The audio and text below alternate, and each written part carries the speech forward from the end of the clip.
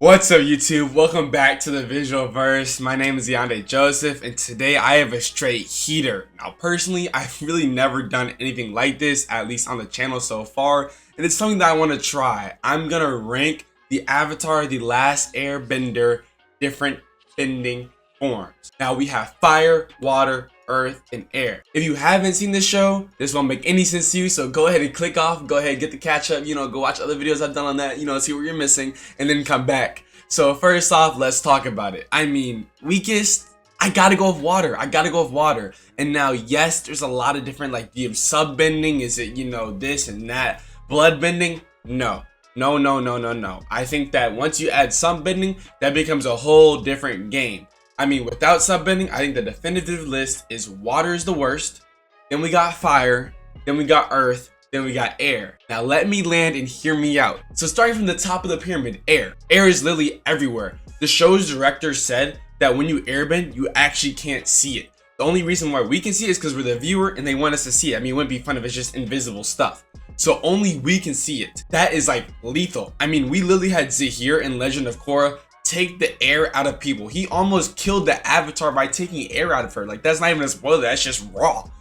He literally probably was one of the most terrifying individuals. And if you want to include flying as a subbending, I think that's fine. But even without flying, I think that air is one of the best ones. They have the air bubble, they have the glider. I mean, they're up through. I don't think that needs to be contested. I think air sits on that precipice alone, no subbending included. Next, I'm going earth. Like air, earth is damn near everywhere. And while yes, if there's no metal bending, you can throw them in the metal prison, yada yada yada. At the end of the day, if you're a strong earthbender, all you do is throw a wall up, water's not getting you, fire's not getting you. Only thing that's getting you is air, coming from the side. I think earth has really solidified its place, no pun. Just look at Toph and Boomy. I think that personally, those two individually are washing everyone else in their prime. No one is catching up to either of them. I think that Toph is probably one of the second strongest benders behind Avatar Aang, literally because he has all four of the elements, except Aang was just different with airbending. If you disagree with that, you're tripping. Anyways, coming in next, we have firebending. Firebending and waterbending, honestly, this is a complete toss-up. I think that one of the biggest deciding factors is that fire comes from themselves. I think that fire and water are, again, very, very close. It's just that fire can be summoned anywhere. I mean, again, not including subbendings. We're not talking about lightning, no blood bending, none of that. I think that when you go band for band, fire bending is definitely a little bit stronger. I mean, we literally saw, I know Azula is very, very specialized, and yes, she's the only person of a different color fire, but she literally was able to fly with fire bending, not even during Sozin's comment. So I think that really has to be taken into account. I think that with subbending, it completely flips the whole list up. I think that waterbending is for sure number one. I mean, bloodbending is literally the most OP. You can't stop it unless you go into the Avatar state, and only one person can do that at a time. So I mean, it's kind of raps if the Avatar's there. But as we saw with Yakone in Legend of Korra, I mean, he's just different. And literally Amon. I mean, Amon literally cooked. He still cooked Korra, even though she was the Avatar. He still cooked her. I mean, although she didn't know she could go into Avatar state, which is sure, whatever. But waterbending is definitely the strongest, subbending included, solely because of bloodbending.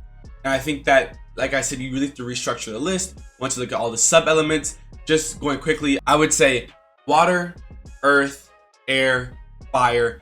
Just looking at water, bloodbending, earth, lava bending, metal bending, no one else can, if you, we literally saw Kuvira. If you control metal bending and you have lava bending, no one's touching you, you're tough, GG. Airbending, you can fly. Spiritual projection, what the hell? Are we serious? We've never seen that before. This girl, really, I forget her name, but Tenzin's daughter, Aang's granddaughter, literally did a spiritual projection. That was some different stuff.